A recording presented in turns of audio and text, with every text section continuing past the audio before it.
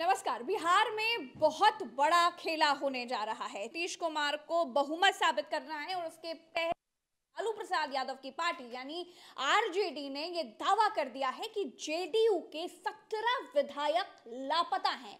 तो बिहार में जो बहुत बड़ा पलटफेर होने जा रहा है, इस पर बात करने के लिए मेरे साथ भरत जी हैं। क्या होने वाला है बिहार में? ये जो कहा गया नीतीश चले गए, रोटी पलट गई, अब क्या लग रहा है ये रोटी फिर से पलटने वाली है?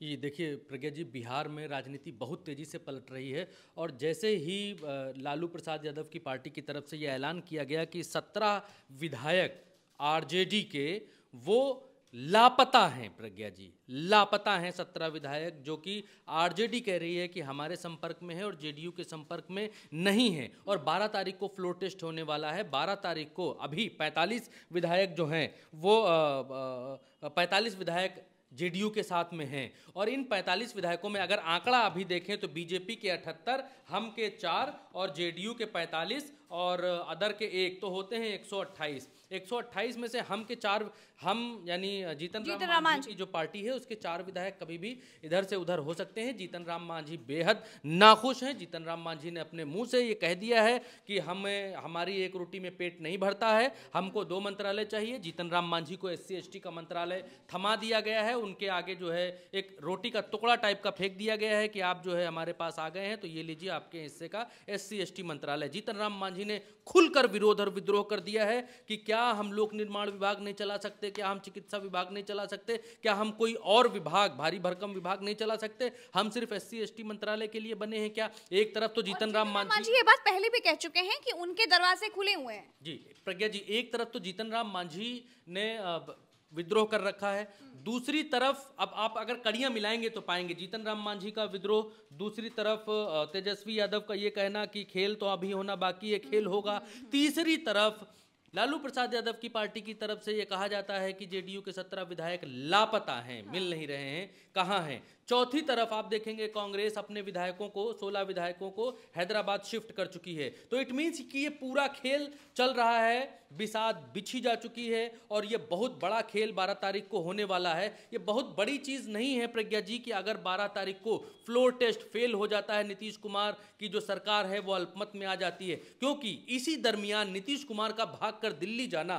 और दिल्ली में नरेंद्र मोदी से मिलना और नरेंद्र मोदी अमित शाह से मिलना इस बात का संकेत दे रहा है, इस बात के सबूत दे रहा है कि कहीं ना कहीं कुछ ना कुछ तो प्रज्ञा जी दाल के भीतर काला है। और अगर ऐसा है, अगर जेडीयू के विधायक लापता हैं, अगर कांग्रेस अपने विधायकों को सुरक्षित ठिकाने पर भेज रही है, रिजॉर्ट में भेज रही है 10-10 दिन पहले, और प्रज्ञा जी अभी 12 तारीख को आने में बहुत ज्यादा वक्त बचा नहीं है, तो अब दूसरी तरफ इसका सिनेरियो अगर हम देखें तो दूसरी तरफ, एक तरफ भारतीय जनता पार्टी है जो नीतीश कुमार को कतई बर्दाश्त नहीं कर रही है। वो जब इधर आए तब भी बर्दाश्त नहीं कर रही थी और अभी भी बर्दाश्त नहीं कर रही है। जो उनके प्रदेश अध्यक्ष जी हैं वो सर में साफा बांधते हैं सिर्फ इसलिए कि जब तक नीतीश कुमार की बर्बादी नहीं देख लेंगे तब तक वो साफा नहीं खोलेंगे। ठीक, अब तीसरी तरफ आप ये देखिए, चिराग पासवान का भी एक बहुत बड़ा, मुझे लग रहा है एक बहुत बड़ा फैक्टर होगा, क्योंकि चिराग पासवान और नीतीश कुमार दोनों एक दूसरे के राजनीतिक धुर विरोधी हैं और जिस तरीके से चिराग पासवान भी इस वक्त बगावती तेवर में दिखाई दे रहे हैं, तो मुझे लग रहा है कि 14 तारीख को बहुत बड़ा खेल कांग्रेस और तेजस्वी करने में कामयाब होंगे। देखिए प्रज्ञा जी, इसमें एक बड़ा संदेश ये भी है, चिराग पासवान का फैक्टर बिल्कुल आपने सही कहा, इसमें एक बड़ा संदेश ये भी है कि भारतीय जनता पार्टी क्या ये चाहती है कि बिहार में राष्ट्रपति शासन लग जाए? अगर भारतीय जनता पार्टी ये चाहती है तो भारतीय जनता पार्टी के एक तीर से कई निशाने लग जाएंगे। तो अगर राष्ट्रपति शासन लगता है तो इससे क्या होगा? भारतीय जनता पार्टी को किस तरीके से लाभ होगा? नीतीश कुमार की क्रेडिबिलिटी खत्म हो जाएगी।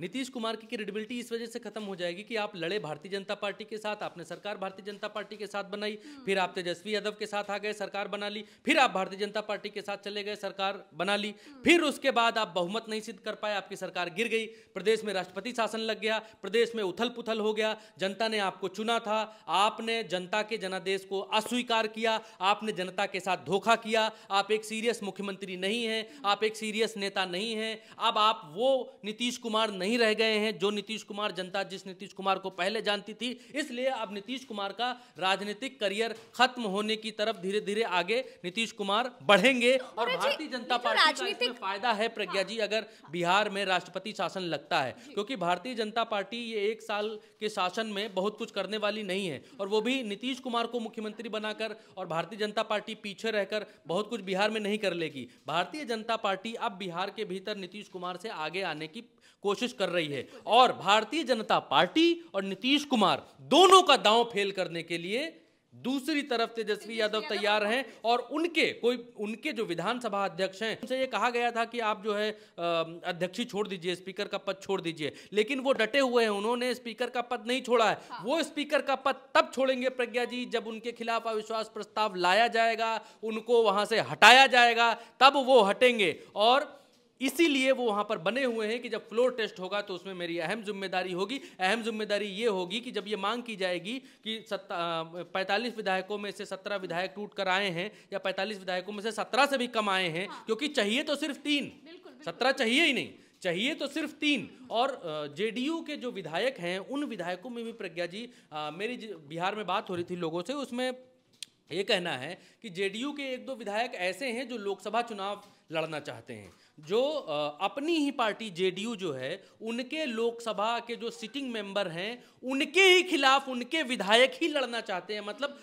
मतलब जेडीयू के सांसद के खिलाफ जेडीयू के विधायक चुनाव लड़ना चाहते हैं। जेडीयू के विधायकों का ये कहना है कि हम बहुत दिन से विधायक रह लिए, बहुत दिन से भैया तुमको जो है संसद पहुंचा लिए, अब तुम जरा बाजू खिसको, अब हमको सांसद ही लड़ने दो, कब तक हम विधायक ही लड़ेंगे। तो अब ये भी बातें चल रही हैं। तो वो लोग जो सांसद ही लड़ना चाहते हैं, जो अब विधायकी से बोर हो गए हैं, वो लोग भी तेजस्वी यादव के संपर्क में हो सकते हैं, ये कहना है आरजेडी का। आरजेडी तो ताल ठोक कर ये बात कह रही है कि 17 हमारे संपर्क में, और 17 संपर्क में भी नहीं है प्रज्ञा जी, चाहिए तो 3, अगर 4-5 भी संपर्क में है तभी भी भारतीय जनता पार्टी और नीतीश कुमार की जो गठबंधन की सरकार है वो गिर सकती है। 12 तारीख को कुछ भी हो सकता है। और इसमें एक बड़ी बात प्रज्ञा जी ये भी मैं जोड़ दूं कि पीके प्रशांत किशोर, जो कि अब एक राजनीतिक भूमिका निभा रहे हैं, एक पार्टी के अध्यक्ष हैं, उन्होंने भी ये भविष्यवाणी कर दी है कि 12 तारीख को कुछ बड़ा खेल होने वाला है। उनका ये कहना है कि 12 तारीख को बड़ा खेल होगा। और बिल्कुल जिस तरीके से तेजस्वी यादव से जब ये सवाल किया गया कि अब आप क्या करेंगे, क्योंकि नीतीश जी जो हैं वो आपका साथ छोड़ करके एनडीए के साथ चले गए हैं, तो तेजस्वी यादव ने साफ तौर पर ये कहा था, उनके चेहरे पर कोई शिकन, कोई परेशानी नजर नहीं आ रही थी। उन्होंने साफ तौर पर कहा कि अब खेला होगा, खेला अभी हुआ नहीं है, खेला अब होगा। तो जो तेजस्वी यादव ने बात कही, अब वो साफ तौर पर दिखाई दे रही है कि 14 तारीख को बड़ा खेला होने जा रहा है, और बिहार, माफ कीजिएगा, 12 तारीख को बड़ा खेला होने जा रहा है, और बिहार में फिर से रोटी पलटने वाली है। प्रज्ञा जी देखिए, इस बार अगर रोटी पलटी तो तेजस्वी यादव का भरोसा, लालू प्रसाद यादव की पार्टी का भरोसा लोगों में बढ़ेगा, क्योंकि एक भावनात्मक एंगल से फ़ायदा तेजस्वी यादव को मिला है सरकार गिरने के बाद। क्योंकि ये तेजस्वी यादव जब चुनाव लड़ रहे थे तब ये बात कह रहे थे कि हम जब अगर सरकार बनाएंगे तो पहली कलम से 10 लाख लोगों को रोजगार देंगे, नौकरी देंगे। लेकिन तेजस्वी यादव जब तोड़फोड़ की सरकार में अभी बने, डिप्टी सीएम बने, तो उन्होंने वो चीज़ प्रदर्शित की, वो चीज़ दिखाई कि हम अगर पूर्ण रूप से सत्ता में आते तो हम क्या क्या करते। हम पूर्ण सत्ता में नहीं हैं, हम डिप्टी सीएम हैं और नीतीश कुमार के साथ गठबंधन में सरकार में हैं। फिर भी हमने, जब राम मंदिर दिया जा रहा था तो हमने अस्पताल दिया, जब राम मंदिर के लिए लोग भाषणबाजी कर रहे थे तब हम लोगों को मैदान में बुलाकर रैली करके लोगों को नियुक्ति पत्र बांट रहे थे। लाखों लोगों को हमने रोजगार इतने कम समय में, 2 साल की लगभग की सरकार में दे दिया है। अगर हम पूर्ण सरकार में होते और हमें निर्णय लेने की पूर्ण क्षमता होती तो हम क्या क्या करते। तो तेजस्वी यादव ने अपने इस समय का सदुपयोग किया है प्रज्ञा जी। राजनीतिक विश्लेषक होने के नाते अगर आप इस लिहाज से देखेंगे तो तेजस्वी यादव ने इसका सदुपयोग किया है। तेजस्वी यादव ने लालू प्रसाद की पार्टी आरजेडी, जिसके बारे में छवि बनी थी गुंडों की पार्टी और अपहरण, जंगल राज, फलाना, तो उस छवि को तोड़ते हुए नजर आए हैं और अपनी एक नई तरह की छवि उन्होंने गढ़ी है। तो अगर ये तख्ता पलट होता है इस बार फिर, तो तेजस्वी यादव के भीतर लोगों का भरोसा एक राजनीतिक मंझे हुए खिलाड़ी के तौर पर भी बढ़ेगा और एक सीरियस राजनेता के तौर पर उनको लोग लेंगे, क्योंकि आज की राजनीति में प्रज्ञा जी असली नेता वही है। आज की राजनीति में चाणक्य वही है, सस्ता हो चाहे महंगा हो। आज की राजनीति में चाणक्य वही है जो सरकारें तोड़ मरोड़ के बना ले। आज की राजनीति में चाणक्य वही है जो दूसरे के विधायकों को तोड़ डाले। आज की जिस तरीके से झारखंड में देखा है कि बड़े बड़े चाणक्यों की तमाम चाणक्यगिरी फेल हो गई है, तो इसी तरीके से बिहार में भी 12 तारीख को आपको लग रहा है कि तमाम जो बड़े बड़े चाणक्य हैं उनकी चाणक्यगिरी बिल्कुल फेल होने वाली है। प्रज्ञा जी दावे तो यही बता रहे हैं। अगर जो दावा आरजेडी कर रही है कि 17 विधायक संपर्क में हैं, तो ये तो बिल्कुल क्लियर पिक्चर दिखाता है कि 17 विधायक संपर्क में है, तो किस तरीके से, तो नंबर्स का खेल है ना, ये तो नंबर्स का खेल है प्रज्ञा जी। और जीतन राम मांझी की भी आवश्यकता नहीं पड़ेगी अगर इनका दावा सही होता है 17 विधायकों का। जीतन राम मांझी को बड़ा पद देने की बात चल रही है, जहां पर वो मंत्री पद मांग रहे हैं और उनको मुख्यमंत्री बनाने की बात कही जा रही है। 17 विधायक संपर्क में जेडीयू के हैं, आरजेडी के, तो जीतन राम मांझी को क्यों मुख्यमंत्री का पद देंगे तेजस्वी यादव?